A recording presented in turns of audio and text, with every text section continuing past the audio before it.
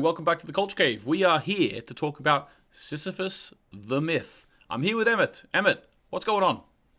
Well, I'm doing okay, and as promised in the last episode, here are the lotto numbers. Again, you'll have to figure out for which area and for who it can sort of affect, but it's 4, 8, 15, 16, 23, 42. 42. Yep, that's Okay. fantastic. They might come in handy to stop some apocalypse stuff going on later as well. Like, they might come in Yeah, handy. we don't want to spoil too much about the future of the human race, but things are going to get spicy in the next few years. Yeah, We'll say that much. yeah. Uh, Unexplained Egyptian hieroglyphics are going to come about as well. yeah, Oh, a lot of unexplained stuff is going to come up at the end and just not be addressed, yeah. in that sort of fashion. All right, instead of talking about controversial TV shows from the mid 2000s, let's move on to what we're here to talk about: Sisyphus the Myth, Episode 4. So there's a few things I want to talk about this episode. Now we're actually quite lucky in our job here, Emmett, because this episode actually had a long arc in it that is one Yes. topic, rather than other episodes which had a lot of different set pieces. This one had one character who was introduced, had a long arc, and I want to talk about him first because I think he's the most important part of this episode, and Yes. that is Jung Hyun Ji. Sorry about the pronunciation. I'm getting it wrong. We are We're doing our best here. we're Give doing us our best. give us some credit. We're doing our best. So this character was a police officer. Now it was very interesting the way it was done. The character who arrived or was downloaded into the present from the future in just his underwear last week was this character, and then we go straight into a flashback. And we get a flashback, which it's interesting in a time travel show where we're seeing the future, where some characters' pasts are actually in the future. Then we also get a flashback. So for a second, I was like, "Hang on, hang on, what's going on?" Yeah. Chronology is very difficult to sort of keep track of in like time travel shows, but it's like so he's from the future, but I feel like the past that we're seeing for him is also happening around about the same time as Mhm. his arrival in the present.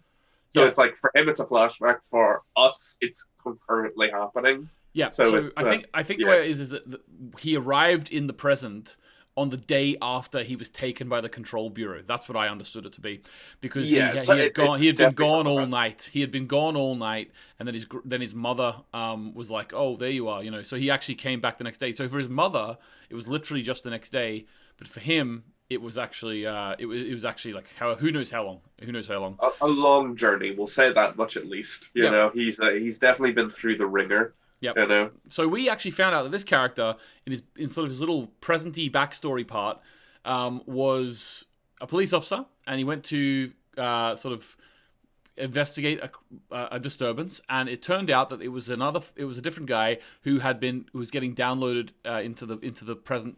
He was traveling through time. His arm hadn't come through yet. It was really quite strange. He attacked him. He started choking him. Luckily, now this is weird to say luckily, but luckily the Control Bureau came to save him. Now, obviously, we know the Control Bureau aren't really being presented in the best light in this show so far, but for this they're not good guys. You yeah, know? for Zhong, for this character Zhong, he would not have survived. It seemed if they didn't come, because this guy was choking him out, and it was for quite a long time he was choking him out too. So, what did you Yeah. think about the introduction of this character? A little flashback before we get into like the whole crazy stuff going on in terms of where we are in his timeline. What did you think about this character when you first met him? Well, again, obviously the fact that we were seeing, different points of his life and getting both the end and beginning of his Mm, character arc at the same time is very interesting. And again, it's the kind of stuff that you like to see in time travel shows where like it sort of plays with the idea of typical narratives by like sort of jumping ahead and yeah. jumping back. So I was very excited when he appeared, and honestly, he became one of my favorite characters in the show very quickly. Yeah. I think this episode has a great sort of emotional core to it that we'll get I into. agree with that, and I think it's really interesting that you said there about the way they presented it, because they presented it like this is the start of his hero's journey, I suppose, or not his hero's journey, his redemptive journey. But then we also see the end where he has been fully redeemed in a way in our eyes, even though we don't know what he did in the middle yet. Yeah, That's what's really interesting is we saw the redemption of this character before we see the downfall. yeah, it's unintentionally very Anakin Skywalker, where it's Oh like yeah, yeah, yeah, we get to see him as Darth Vader, fix a problem, and then it's like we're gonna go back and see what he did wrong, yeah. and then we're gonna be like, oh, That was a lot of stuff that you did wrong. And You know? it actually really does put a really interesting slant on the idea of redemption, doesn't it? Because redemption is we see it as a linear thing where like we get to the end and now they are redeemed in a way. So yes, they did that horrible things, but now they're redeemed and they've learned their lesson. Whereas Yeah. when time travel shows and like even Star Wars unintentionally maybe initially unintentionally because it was originally just the initial film, whenever they actually go into this where they show the redemption first and then we go into the backstory and we learn it all, it's kind of like in real life, you know, whenever you hear about how someone used to be, and you're like, but hang on, this doesn't jibe with what they are now. Yeah. So it's like you meet someone before you find out what they're really like, but then you're like, hang on, but my first impression was this. It really throws a spanner in the linearity of redemption arcs to me. Yeah. It would be like if the audience found out that I used to be an assassin for a while there, and like they got to know me as this guy who's pretty upfront about like wanting everyone to get along and stuff like that. But like before I killed people, Yeah, you know. yeah, yeah. Well, no. You weren't supposed to say that on here. I'll cut that out. Oh yeah, you cut that out. Make sure that they don't actually know about Yeah, all the blood my on your hands. crimes. Yeah, your crimes. All right, so yeah, so I really enjoyed that about it. I think, interestingly, I think that this might be our main bad guy. Like in terms of now, obviously the head of the control bureau seems to be the main bad guy. Even there's Yeah. been a hint that one of the main bad guys is also going to be the head of the company, who's the chairman of the company who initiated Eddie into signing away the control from Sun. So it seems, Sul, sorry, it seems that there's a couple of characters coming to the forefront as being antagonists at this point. Did you Yeah. catch that So about the chairman? yeah, definitely, because it makes sense that the Control Bureau would want control of Hunter Soul's company, as Mm-hmm. it is the thing that designs the time travel devices. Because it's like the Control Bureau obviously wants control of time travel, so Yeah. they'll want to have control of the company that has the patents and has the ability to make these machines. So that makes sense perfectly. I feel like our lovely little police officer Jung Hugh G is going to end up being like an Inspector Javert sort of character in Mm. the sense of like he's hunting an innocent man, or in this case woman, where he's been lied to on like exactly what happened. Yeah. So he's going to be hunting for what she did. Yeah. So I like it. He's definitely going to be one of the on the ground antagonistic forces that we're going to see, and we already got a little bit of a hint of that in the sort of next episode preview. You know, Yes. Yeah. Oh, I didn't watch that actually, but fair enough. I actually think that there was a lot of humanity in this character. I'm looking forward to where they go with him and how much I want to know how much I'm going to hate him soon, because the amount yeah, of humanity that they built into him, like with his mother dying and him giving her the food yeah, that she couldn't have because she's diabetic, and like yeah. the humanity they built into him, I was just like, how? Okay, I don't want to ever view this character in any other way, but I think I Yeah. will. Yeah, it's like we're definitely gonna get tested. I think like it's so to sort of explain his arc a little bit more in this episode.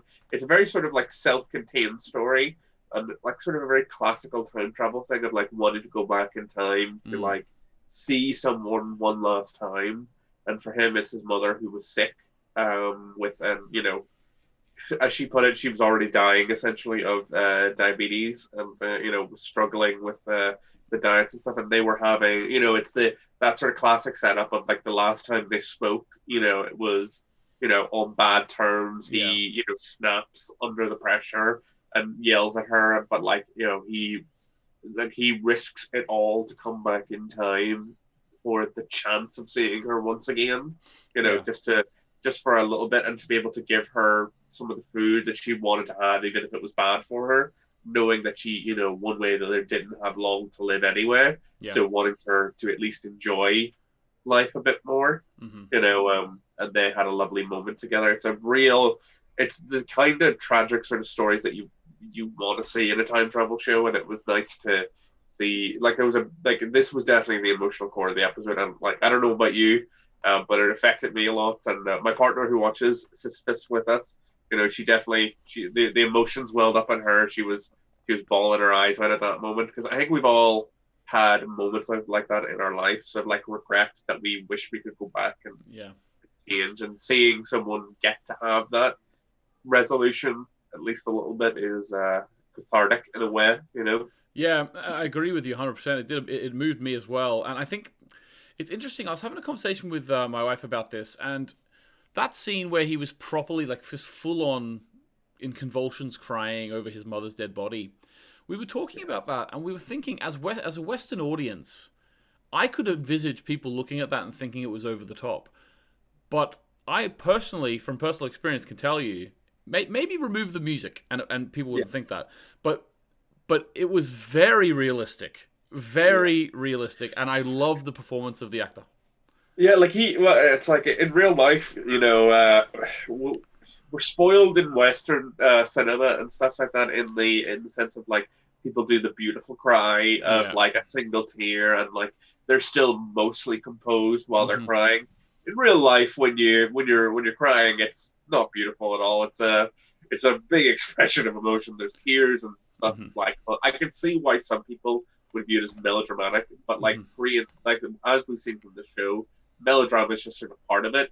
But like seeing this person just break down entirely over like their mother's body, it was rough. Like I don't know how you could watch that scene and not be affected in some way. Because I think we've all been Yeah. somewhere like that before. Oh, We've definitely. all had moments like that. Yeah, of course. And the thing is, I will say, I was snapped out of it very quickly though, because whenever he came out of the Oh room, yeah, and then Han Tae-sul just goes, "Right, where's your dress?" Like yeah. straight away.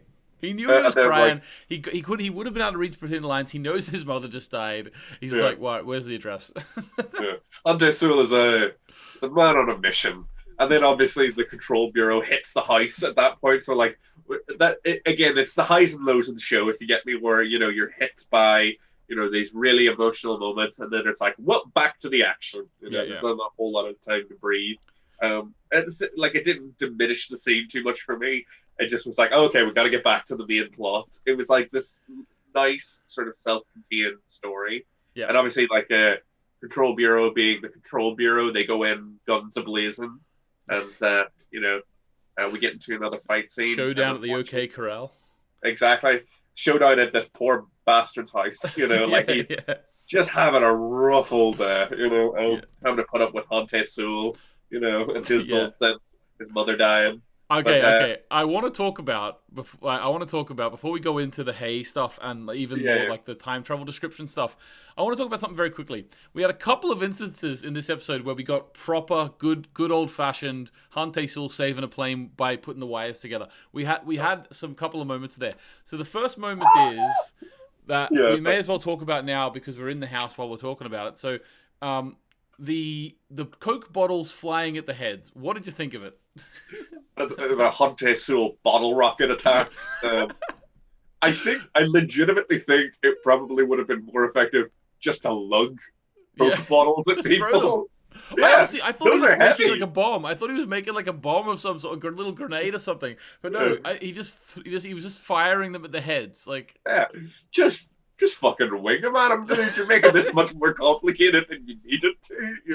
I It's love like it. I love it. I also love that a Coke bottle hitting him in the head.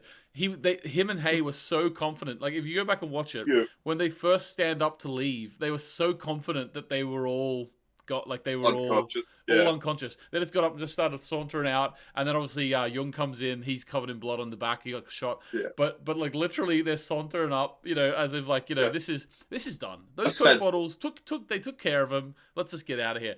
Yeah, it doesn't matter that these men are wearing massive tactical headgear that probably would have protected them from getting hit in the head. Yeah, But no, Hante Sewell and his magical Coke bottles save the day.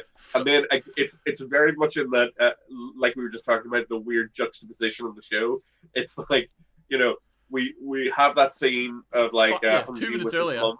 Yeah, 2 minutes earlier, saying goodbye to his mum, we have this Looney Tunes fight scene where they use like bottle rockets to knock people out, and then QG comes back in dying Yeah, because he's been shot, and like we had a quick cutaway during the firefight where like they're just shooting wildly, where like he's covering his mother's body with his own body to yeah. try and protect it, and he gets hit.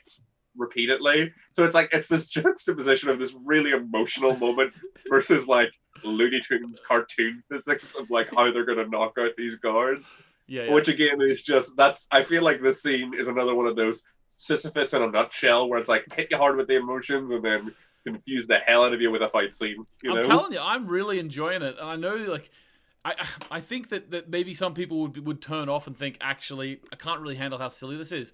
Yeah. I'm all here for it. Like I really enjoy how different this is to something else I would usually watch. I'm really enjoying how different it is. Yeah, it's a different culture, like when it comes to television and stuff. So you got to kind of roll with the punches a bit. But like, I like to be silly sometimes. Yeah. So like, this is like scratching an itch for me that like maybe other shows haven't been able to in a wee bit. And it's tickling me in both the emotional sense and also the part of me that enjoys being silly for no reason. So Yeah. even though we're joking about it, like him doing the like Coke bottle rocket thing was still entertaining. Yeah. Because No, like yeah. you're watching it, you're kind of rolling your eyes because you're like that wouldn't work at all. But at the same time, you're like, let's see where this goes. Like you're invested. You're just like, okay, let's watch. Yeah, like the more unrealistic one for me was when Hante Sewell actually created a whole new app in 30 seconds to start the car. So he couldn't get into the apps. He's like, I'll just create a new one. Now, if you know anything about programming, if you know anything about app creation, what I find really interesting about that is that obviously they did the cutaway to the phone where it's literally just like green text flying by, right? But The Matrix coming in. Yeah, the Matrix coming in. But if you've made an app before, you understand that you need to have the actual textures and you need to have the actual boxes and the buttons, and it's not just this is you do it functionally. I would have believed it if he literally just created an app that was just like the most rudimentary looking thing that was just like he enters it in and clicks OK, and then you don't even see a reaction from the app, right? But he actually created an app that looked like a polished app on the store with buttons and numbers, and it looked like it had texture in it. Like I was just like, what? Why did he spend the extra 5 seconds giving this thing a skin? Yeah, Hante Sewell doesn't escape unless it's in the most stylish way possible. He can't be seen to be slumming it. He's the richest man in Korea. Yeah. Like he has to do it. Like Hante Sewell sees the code. He's like the architect in the Matrix. He can just easily put this together in a few seconds. This is easy for him. Like it was very much in the the 90s movie Hacker like bent of things where like they tap at the keyboard for a little bit and they're like, I'm in. Yeah. It's like it was like that, but with like an app this time. It's like it's written by people who don't understand how apps are made, Yeah, or don't care, and that's absolutely fine. Yeah. It's very funny. Like it easily could have just been like, oh, I'll use this app I made for hacking into other apps. Like you could have just said something like that, and that would have worked, and it would make sense for someone who's weird and paranoid for Hante Sewell. Hante Sewell, it's like, oh yeah, he would have an app like that, Yeah. Well, I'm looking forward to seeing what the next. I'm really looking forward to seeing what the next crazy Hante Sewell solution is. So there's 2 more things I want to talk about. The first thing is we actually got a description, in a way, of what time travel looks like in this show.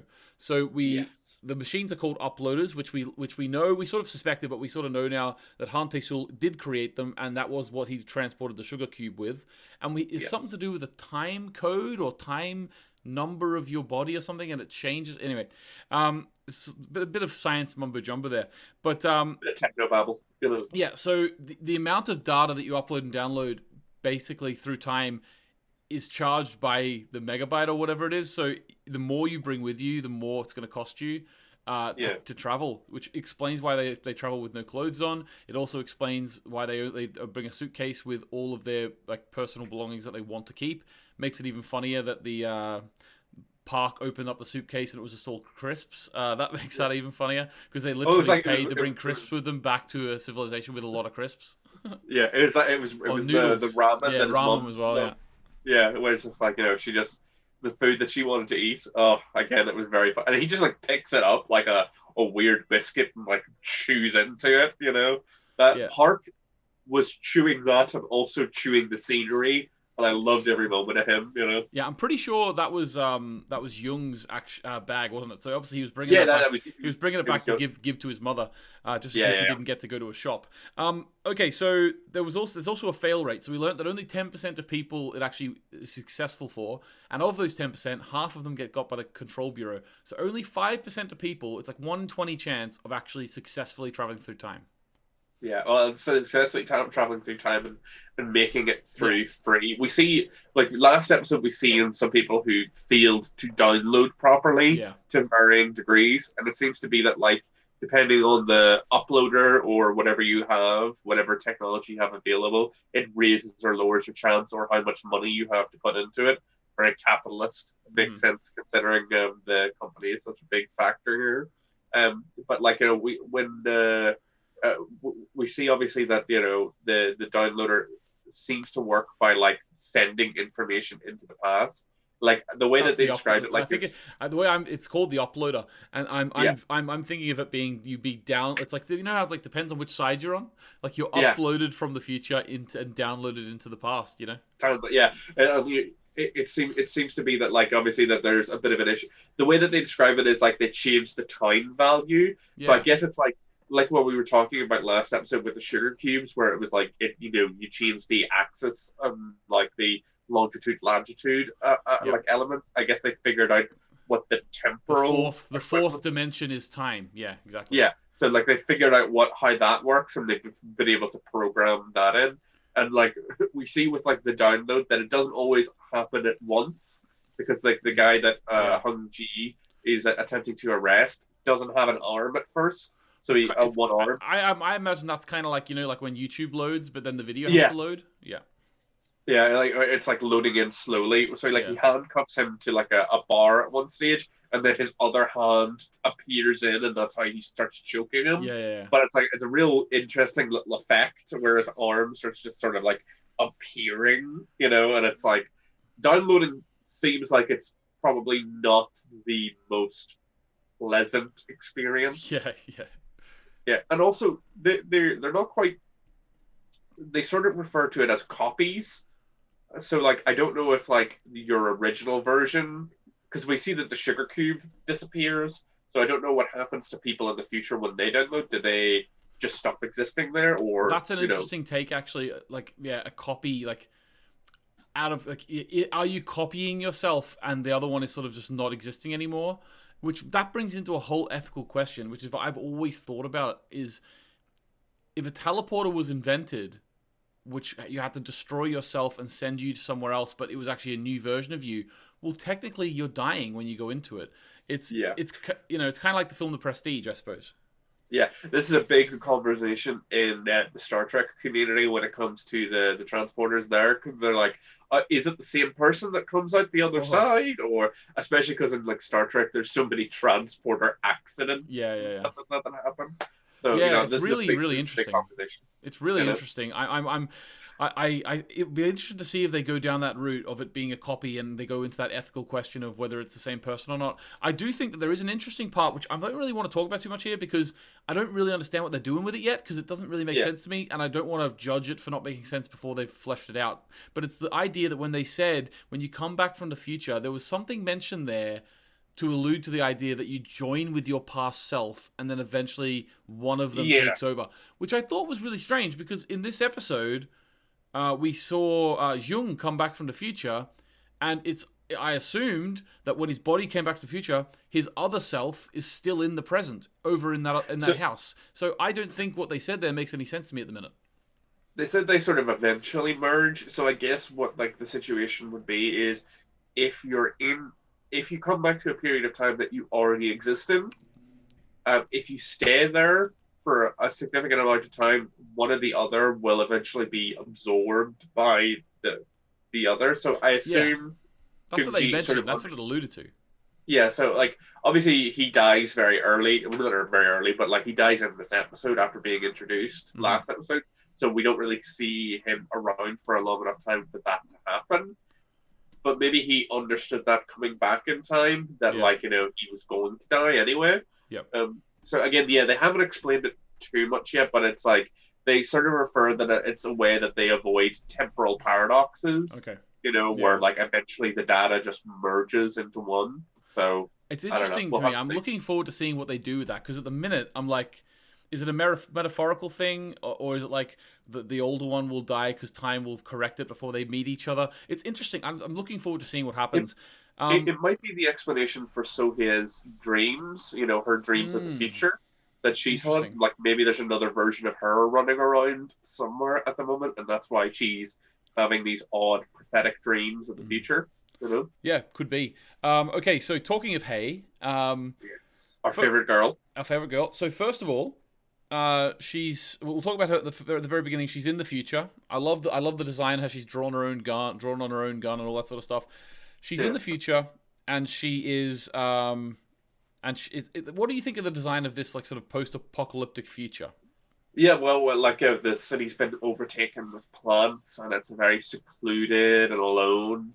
And I sort of dig the feel. They sort of refer to like vaguely a war that happens, and that's why the world is like this now. They don't necessarily go into big details with it, Mm-hmm. but this sort of post-apocalyptic setting of like where society has crumbled, and like it must be like quite a wee bit in the future, considering that like the plants have just taken over the city so quickly. But we also You know? saw in the car a person who had been affected by something or other. Yes. And it was like, is this a plague? Is this like a mass uploading and downloading, which ruined a lot of people? Like, what is?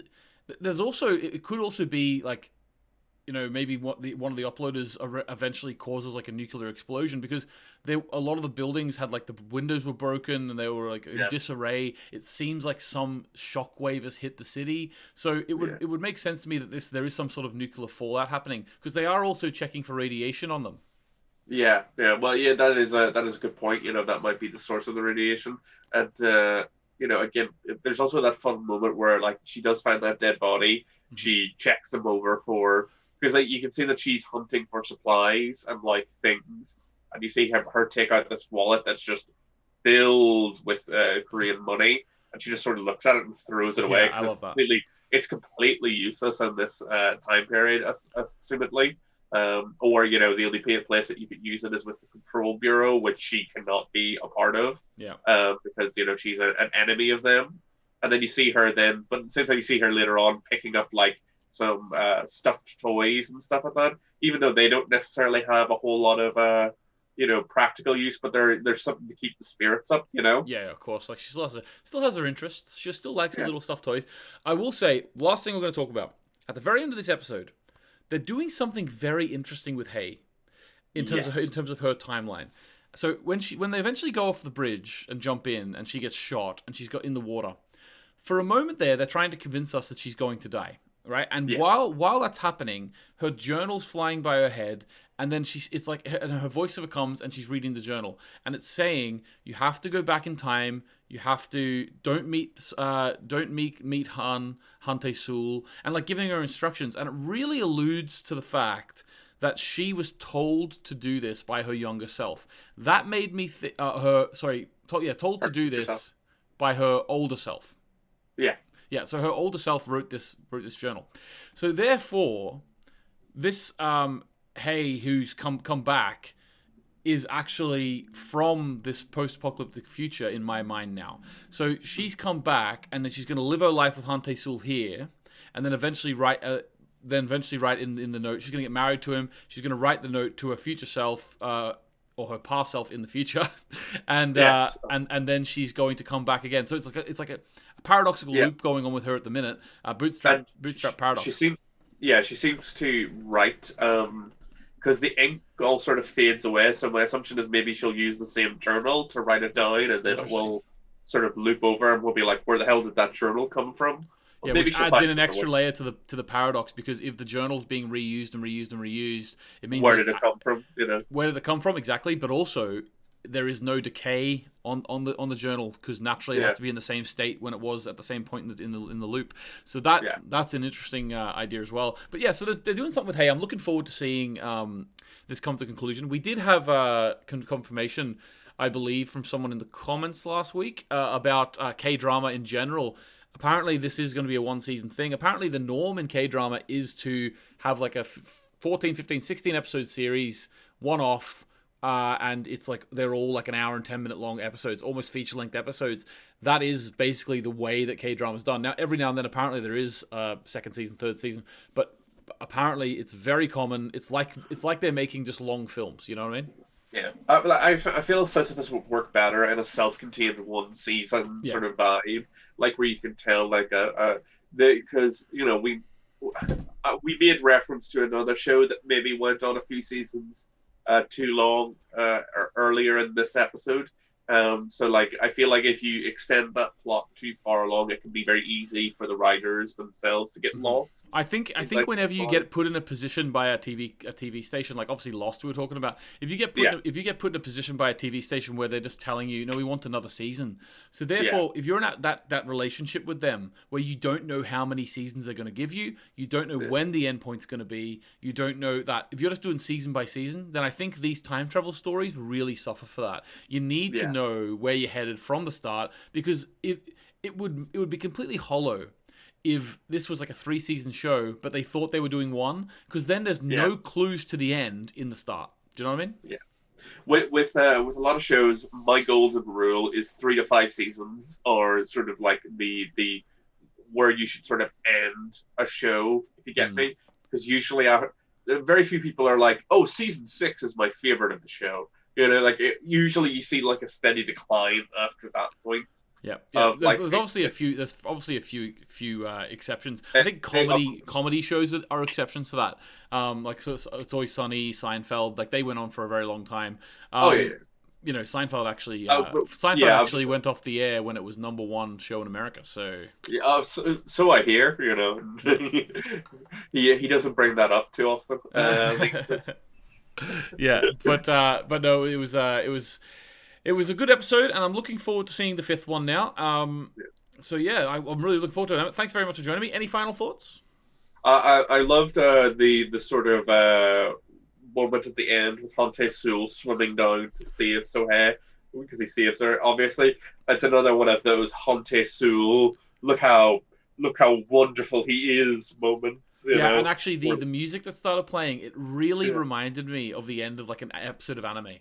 You know? Yes, yeah. It felt very much like a little like that. You know, I get what you mean, and it was just another moment of like Hante Sewell appreciation. Like he's haloed in this blue sort of light and stuff like that as he's like sort of swimming down to rescue her, to be her salvation. And it was very. It was one of those moments in the show that made me go, okay, all right, yeah, Hante Sewell's cool, I get it, you know. Yeah, he's a cool dude. Right, Emmett, thanks very much. Guys, like the video if you haven't already, subscribe if you haven't already. We're back every Wednesday with Sisyphus stuff. There's loads of other stuff on the channel too. Go look for it there. Thanks very much for joining us. Bye-bye.